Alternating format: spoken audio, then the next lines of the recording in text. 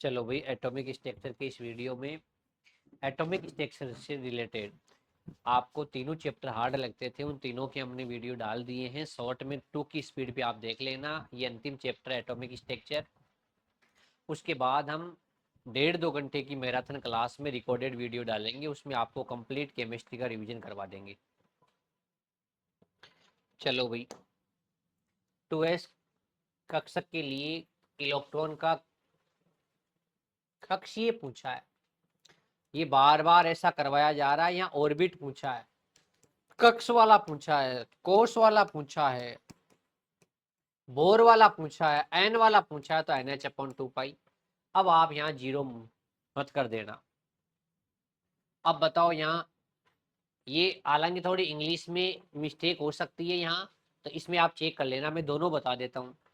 N का मान 2 है, ये लो H/2 पाई, 2 से 2 कैंसिल हो गया तो H/पाई, ऐसा ऑप्शन आना चाहिए। अगर यहाँ ये इंग्लिश चेक कर लेना, अगर यहाँ ये ऑर्बिटल है तो फिर आप फॉर्मूला लगाना H/2 पाई, एल कोष्टक L+1 का अंडर रूट। फिर एल एस के लिए 0 होता है तो पूरा गुणा होकर 0 हो जाएगा। तो दोनों मैंने बता दिए हैं। एक और गलती मत करना, कई बार H/2 पाई की जगह H बार भी लिखा होता है, तो ये गलती मत करना आप यहाँ। अगला क्वेश्चन क्या कहना चाह रहा है, ये दोनों क्वेश्चन सॉल्व करते हैं भाई।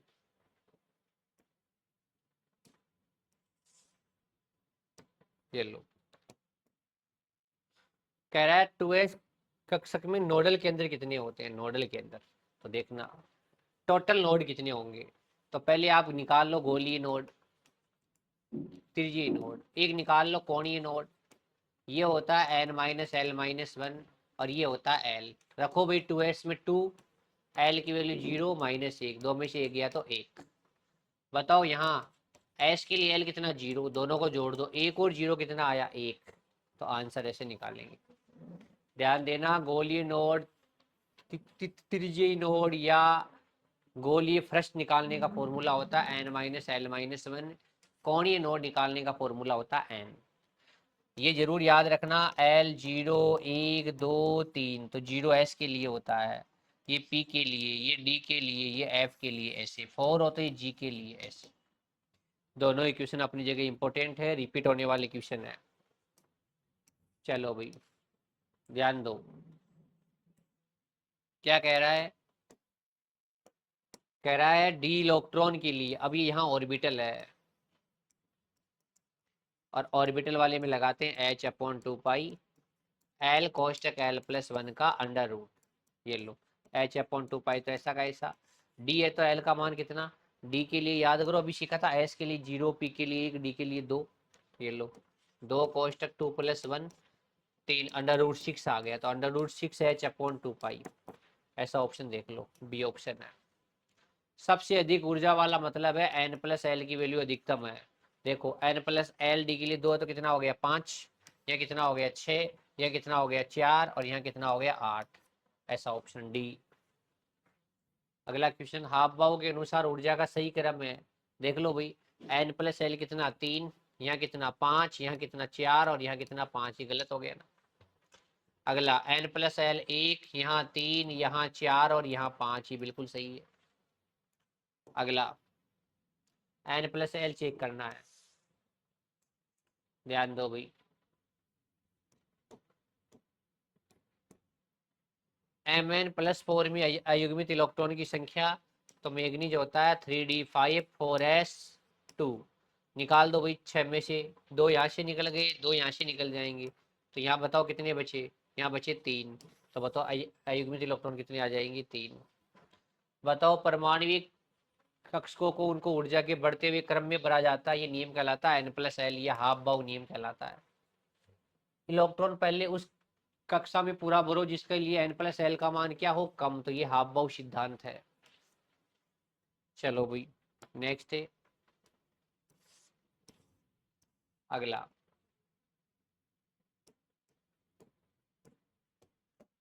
कह रहा है हाफ बाउ सिद्धांत के अनुसार निम्न में से कौन सा इलेक्ट्रॉनिक विन्यास होगा। पहले उसको भरो जिसकी ऊर्जा कम है, उसको पूरा भरो। सही है, पहला ही सही है। ऐसे नहीं पहले 3p भर रहे हो बाद में 3s भर रहे हो, ऐसा भी नहीं है। चलो भाई अगला, पहले एक एक भरो। अगला नियम इलेक्ट्रॉनिक के कोष में बढ़ने के क्रम को समझाता है, तो इलेक्ट्रॉन के कोष को बढ़ने को समझाता है हाफ बाउ का सिद्धांत। हाफ बाउ कहाँ लागू नहीं होता? क्रोमियम अपवाद है, कॉपर अपवाद है, एजी अपवाद है, एयू अपवाद है, ये अपवाद है। यहाँ एस से निकलकर इलेक्ट्रॉन कहाँ चला जाता है? डी में चला जाता है। किसके कारण? पूर्ण पूरित स्थायी इलेक्ट्रॉनिक और अर्ध पूरित स्थायी इलेक्ट्रॉनिक विन्यास के कारण, तो इन पर लागू नहीं होता भाई। अगला,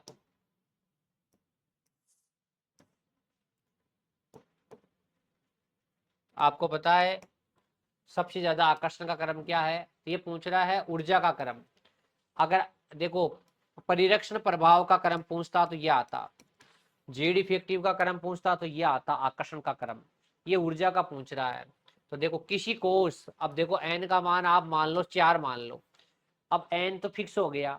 अब ऊर्जा होती है एन प्लस एल, जहां एल ज्यादा वहां ऊर्जा ज्यादा। तो बताओ ऊर्जा का सही क्रम। अब आपको पता एफ, जिसके लिए एल का मान सबसे ज्यादा होगा उसके लिए ऊर्जा सबसे ज्यादा होगी, तो एफ के लिए आगे आगे आएगा। तो ये लो एफ डी, ये एफ डी पी और एस, देखो आगे आगे एफ डी एस और पी। दोबारा ध्यान दो, किसी कोर्स का मतलब है एन तो चारों के लिए फिक्स हो गया, कॉमन है। अब ऊर्जा पूछी उपकोष की, तो जहां एल की वैल्यू ज्यादा वहां ऊर्जा भी ज्यादा। वेरी इंपॉर्टेंट है, तुम गलती मत कर देना। ये क्रम तो किसका है? परिरक्षण प्रभाव या जेड इफेक्टिव का, जो नाभिक इलेक्ट्रॉन पर आकर्षण लगाता है उसका क्रम आता है ये तो। और ये क्रम कौन सा है? ये क्रम है ऊर्जा का, जहां एल ज्यादा वहां ऊर्जा भी ज्यादा, क्योंकि एन तो क्या हो गया? फिक्स हो गया। अगला बताओ भाई, इलेक्ट्रॉन पहले निम्न ऊर्जा स्तर में भरे जाएंगे, बाद में उच्च ऊर्जा स्तर में भरे जाएंगे। ये हाफ बाउ का सिद्धांत है। अगला, सबसे कम ऊर्जा, तो आप एन प्लस एल लगा लो। यहाँ एन प्लस एल कितना हो गया? 3। यहाँ एन प्लस एल कितना हो गया? 4। यहाँ कितना हो गया? 2। और यहाँ कितना हो गया? 6। कौन सा आंसर आया? डी। एन प्लस एल निकालो। एक कक्षक में अधिकतम 2 इलेक्ट्रॉन रह सकते हैं और उनका भी चक्रण विपरीत होना चाहिए। ये किसने कहा था? पाउली ने कहा था। बताओ हाफ बाउ के अनुसार 3 में से कौन से इलेक्ट्रॉन द्वारा पहले भरेगी? ये लो एन प्लस एल कितना हुआ? 5। यहाँ 6 और यहाँ भी 6, जहाँ एन प्लस एल बहुत कम है 5 एस। ऐसा ऑप्शन देखो सी। अगला, एन प्लस एल आना चाहिए आपको। क्या कहना चाह रहा है? देखो भाई, एन कक्षा कैपिटल एन दिया है, तो ये लो के एल एम एन, तो 1 2 3 और 4 इलेक्ट्रॉन पूछा है, तो 2n स्क्वायर। बताओ भाई 4 का स्क्वायर 16, 16 दूना 32। ऐसा ऑप्शन कौन सा है? बी। ऑर्बिटल पूछता तो एन स्क्वायर, इलेक्ट्रॉन पूछता रहा है तो 2n स्क्वायर। अगला देखो, उत्तेजित अवस्था में कार्बन में अयुग्मित इलेक्ट्रॉन, कार्बन मूल अवस्था में देखो 2s2 2p2। अब ये लो, ये लो 2p2, ये लो। अब यहाँ इलेक्ट्रॉन उत्तेजित अवस्था का मतलब है एस का निकल कर पी में चला जाए, यहाँ भी अकेला हो जाएगा, यहाँ भी अकेला हो जाएगा। अकेले कितने हो जाएंगे? 4। तो कह रहा है डी कक्षक में, अच्छा ये इसमें पूछ रहा है कार्बन में, तो अधिकतम कितने हो जाएंगे? 4। कह रहा है डी कक्षक में पूछ रहा है। अब देखो यहाँ उपकोष और कक्षक में ध्यान देना। अगर डी उपकोष में पूछे ना, तो डी उपकोष में तो अधिकतम 5 इलेक्ट्रॉन हो सकते हैं अयुग्मित। क्वेश्चन के पूछने का क्या तरीका, इस पे ध्यान देना आप। अगर डी उपकोष बोले तो 5, और डी ऑर्बिटल, एक सिंगल ऑर्बिटल में कितना हो सकता है? 1 अकेला। क्वेश्चन पूछने के ऊपर डिपेंड है, लैंग्वेज इंग्लिश चेक करना। एमओटी ने बताया था O2 में pi star 2px pi star 2py में एक एक इलेक्ट्रॉन होता था, अयुग्मित इलेक्ट्रॉन कितने होते थे? 2। चलो भाई अगला, प्रत्येक उपकोष में अधिकतम इलेक्ट्रॉनों की संख्या बताओ हो सकती है। तो देखो प्रत्येक उपकोष में याद देना, अगर उपकोष में ऑर्बिटल पूछे, ये बहुत इंपॉर्टेंट है। उपकोष में ऑर्बिटल पूछे, ये कक्षक पूछे तो 2l+1। अगर इसमें इलेक्ट्रॉन पूछे तो 2 से और गुणा कर देंगे, 2 कोष्टक 2l+1। इसको अंदर भी ले जा सकते हैं, 4l+2 भी लिख सकते हैं। ध्यान देना, एक बार दोबारा सिखा देता हूं कहाँ कैसे याद करते हैं। पहला, कोष में उपकोष, उपकोष में कक्षक, कक्षक में इलेक्ट्रॉन। एन उपकोष है तो कोष, एन कोष है तो उपकोष भी एन ही होते हैं। पहले कोष में उपकोष केवल एस ही होता है, दूसरे कोष में कोष दो होते हैं, उपकोष भी दो है, 2s और 2p। तीसरे में अगर कोष 3 है तो उपकोष भी 3 ही है, 3s 3p 3d। चौथे में कोष 4 है तो उपकोष भी 4 ही है, s p d और f। कोष में ऑर्बिटल पूछे तो n स्क्वायर और इलेक्ट्रॉन पूछे तो 2n स्क्वायर। ये कोष से स्टार्ट हुआ था हमने, अब उपकोष से स्टार्ट हो। उपकोष के लिए कौन आता है l, इसके लिए कौन आता था n। अब उपकोष में ऑर्बिटल पूछे तो 12+1, ध्यान देना वेरी इंपॉर्टेंट। और उपकोष में अगर इलेक्ट्रॉन पूछे तो ऑर्बिटल की संख्या को 2 से क्या कर देंगे, गुणा, 2 cos 12+1, वेरी इंपॉर्टेंट। चलो भाई नेक्स्ट देखो भाई, डी जेड स्क्वायर, डी नहीं बोला कि आप ये कर दोगे, टेंस गलत हो जाएगा। पर्टिकुलर एक डी के लिए बोला है, और एक डी में अधिकतम कितने रह सकते हैं, 2। डी जेड स्क्वायर बोला, और ध्यान देना डी जेड स्क्वायर के लिए एम कितना माना जाता है, 0, क्योंकि एम का मान -2 से +2 होता है ना, तो जो 0 आता है वो डी जेड स्क्वायर के लिए आता है। अगला, सोडियम परमाणु में m बराबर 0 वाले इलेक्ट्रॉन, m बराबर 0 का मतलब है जहाँ l बराबर 0 है, l बराबर 0, ये लो सोडियम लिख दो, 1s2 2s2 2p6 3s1। ध्यान देना यहाँ तो l ही 0 है तो m 0 हो गया, यहाँ भी l 0 है तो m 0 हो गया। अब p में देखो 3 ऑर्बिटल है, तो 1 2 3 4 5 और 6, और s में तो वैसे ही 0 हो गया। यहाँ एक 0 मान लो, एक एक और एक -1 और एक +1 मान लो। अब बताओ 0 वाले यहाँ कितने आ गए, 2, तो 2 2 4 2 6 एक ये आ गया 7। अच्छा क्वेश्चन है भाई, 7 अच्छा क्वेश्चन है। m बराबर 0 p वाले में भी तो है ही, अरे p वाले के लिए भी तो -1 0 +1 है, तो p वाले के लिए भी तो एक के लिए तो m 0 है, s वाले के लिए नहीं है। p वाले के लिए भी तो एक के लिए तो m 0 है। अगला बताओ, एक कक्षक में अधिकतम कितने इलेक्ट्रॉन रखे जा सकते हैं, 2।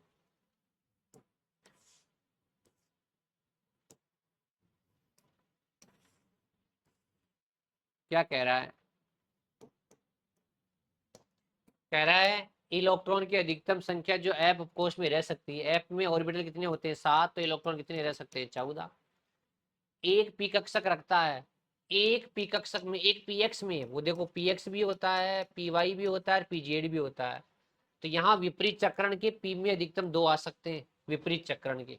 ये लो, एक का क्लॉकवाइज दूसरे का एंटी क्लॉकवाइज। अगला बोलो भाई, कह रहा है कौन सा इलेक्ट्रॉनिक विन्यास संभव नहीं है, एक एक को चेक कर लो, ध्यान दो भाई। ये कह रहा है कौन सा इलेक्ट्रॉन संभव नहीं है, हाँ ये तो सही है, 1s2 1s2 2p6 भी सही है। अब देखो एक बार, पहले पी को पूरा भरा ही नहीं, पहले कहाँ चला गया, 3s में चला गया, ये गलत है। पहले उसको पूरा भरो जिसकी ऊर्जा क्या है, कम है। 2p की ऊर्जा n+l 3 है, इसका भी 3 है, लेकिन यहाँ n का मान क्या है, कम। पहले उसको भरो पूरा जिसकी ऊर्जा क्या है, कम। ये हाफ-बाउ नियम है, n+l नियम है। कह रहा है n बराबर 4 में ऑर्बिटलों की संख्या होगी तो n स्क्वायर कितना हो गया, 16। इलेक्ट्रॉन पूछता तो 2n स्क्वायर, 2 से गुणा और कर देते। हाँ, 2 इलेक्ट्रॉन की कितनी क्वांटम संख्या है, देखो अधिकतम 3 क्वांटम संख्या समान हो सकती है, चौथी समान नहीं होगी। एक के लिए प्लस हाफ होगी तो दूसरे वाले के लिए माइनस हाफ होगी, तो अधिकतम कितनी सही हो सकती है, 3। अगला क्वेश्चन क्या कह रहा है, n बराबर 5 और m बराबर 1 दे दिया, पर्टिकुलर है। अब कह रहा है पी कक्षक में, पी कक्षक लिखती 6 मत कर देना। अरे भाई पी में ऑर्बिटल 3 होते हैं, हमें ही पता है, एक पी एक्स है, एक पी वाई है, एक पी जेड है। अगले ने इसका -1, ये 0 और ये +1। अगले ने किसी एक के लिए पूछा इसमें अधिकतम कितने इलेक्ट्रॉन आ सकते हैं, 2। तो ऐसे पर्टिकुलर एम का मान दे दिया। आज अगर एम नहीं देता ऐसे बोल देता ना पी में कितने, अब 6 बता देते। एम का प्रत्येक मान एक ऑर्बिटल को बताता है। चलो भाई, इलेक्ट्रॉनिक अवस्था के लिए मूल अवस्था द्वारा इलेक्ट्रॉनिक अवस्था के लिए मूल अवस्था चिन्ह प्रदर्शित किया जाता है, ये गलत दे दिया। मूल अवस्था का एक ही ध्यान रखना, मूल अवस्था के लिए n बराबर 1 होता है। अगला, कह रहा है क्रोमीनियम कि द्विगुणित क्वांटम संख्या L बराबर 1 और 2 के मान बताओ। तो ये लो क्रोमीनियम का लिख लेते हैं। बताओ 3D5 4S1। बताओ रे भाई 1S2 2S2 2P6 3S2 3P6 4S1 3D5। अब L बराबर 1 होता है P के लिए। P वाली कितनी है 6 और 6 12। तो एक तो ये ऑप्शन तो वैसे ही कैंसिल हो गए। अब बताओ L बराबर 2 वाले D में कितनी है 5। तो ऐसा ऑप्शन कौन सा आएगा बी। अगला क्वेश्चन क्या कहना चाह रहा है बताओ 4F के लिए कौन सा सही है। अब n की वैल्यू 4 है तो L की वैल्यू 3 है। ये तो ऑप्शन ही गलत हो गए। m बड़ा नहीं हो सकता L से तो पहला ही ऑप्शन सही है। 4 कोस में ऑर्बिटल n स्क्वायर तो 4 का स्क्वायर कितना हो गया 16।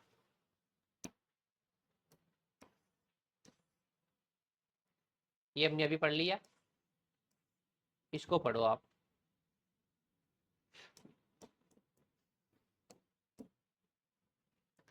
कह रहा है 2p इलेक्ट्रॉन की संख्या जिसमें चक्रण क्वांटम संख्या माइनस है। अब गलती मत कर देना p में इलेक्ट्रॉन 6 होते हैं। क्वेश्चन को ध्यान से पढ़ना पूरा। आप जल्दीबाजी के चक्कर में गलती कर दो। पूरे क्वेश्चन को पढ़ना फिर अंडरलाइन करना अंत में।